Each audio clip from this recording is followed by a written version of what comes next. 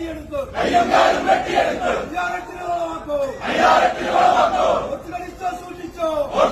സൂക്ഷിച്ചോ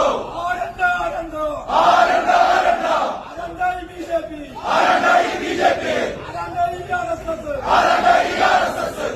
കണ്ടവരാണ് കൊണ്ടവരാണ് കുളിച്ചവരാണ് സൂക്ഷിച്ചോ ആരാണെന്നോ പറയുന്നത്